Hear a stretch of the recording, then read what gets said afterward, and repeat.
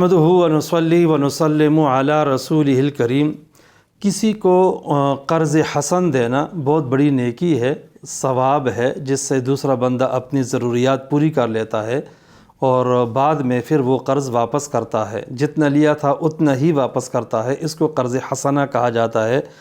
قرض دینے والے کو اس پہ بہت ثواب ملتا ہے، لیکن ہمارا معاشرہ ایسا بن گیا ہے کہ اب قرض مانگتے ہوئے اتنی ذلت اور رسوائی کا سامنا نہیں کرنا پڑتا جتنا کہ قرض خواہ جب اپنا قرض لیتا ہے اس کو ذلت اور رسوائی کا سامنا کرنا پڑتا ہے، دوسرے کے سامنے ذلیل ہونا پڑتا ہے۔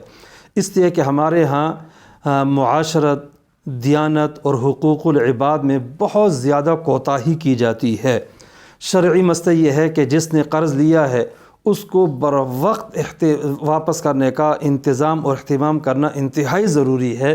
جس بندے نے اس کو قرض دیا ہے اس پہ نیکی کی ہے، احسان کیا ہے، تو احسان کا بدلہ احسان ہوتا ہے، یا کم از کم وہ جو اس کا قرض ہے وہ بروقت واپس کر دیا جائے تو یہ بھی اس کا احسان ہے۔ لہٰذا قرض واپس کرنے کا بھرپور اہتمام اور انتظام کرنا ضروری ہے۔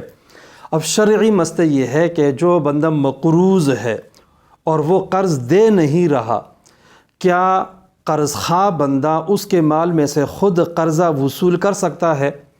تو اس میں تفصیل یہ ہے کہ امام ابو حنیفہ رحمہ اللہ اور فقہ حنفی کا اصل مسئلہ یہ ہے کہ اگر قرض خواہ کو مقروض کے مال میں سے اپنے قرض کی جنس میں سے کچھ مل جائے تو بالکل وصول کر سکتا ہے۔ جیسے کہ اس کے ذمے پیسے قرض تھے اور کسی طریقے سے مقروض کے پیسے اس کے ہاتھ آ گئے تو وہ لے سکتا ہے۔ لیکن اگر خلاف جنس ہو، قرض کی جنس اور ہو اور دوسرے مال کی جنس اور ہو، مثلاً اس نے اس کو پیسے دیے ہوئے ہیں لاکھ روپے اور اس کا موٹر سائیکل پڑا ہوا ہے، تو اس میں سے پھر اپنا قرض لے سکتا ہے یا نہیں؟ تو امام شافعی رحمہ اللہ کے ہاں لینا جائز ہے۔ ہمارے ہاں اصل مسئلہ یہ ہے کہ لینا جائز نہیں ہے، لیکن متاخرین کا فتویٰ اس بات پہ ہے کہ خلاف جنس میں سے لینا بھی جائز ہے۔ چنانچہ اس کے 1,00,000 روپے تھے، اس نے موٹر سائیکل اس کا کسی طریقے سے لے لیا اور آگے اس کو بیچ دے، اپنا 1,00,000 وصول کر لے تو یہ جائز ہے، اور اگر موٹر سائیکل کی قیمت زیادہ ہے تو بقیہ رقم اس کو واپس کر دے، تو اس میں شرعاً کوئی حرج کی بات نہیں ہے، ایسے کرنا شرعاً جائز ہے۔ اس مسئلے کو فقہاء کی اصطلاح میں ظفر بالمال کا مسئلہ کہا جاتا ہے۔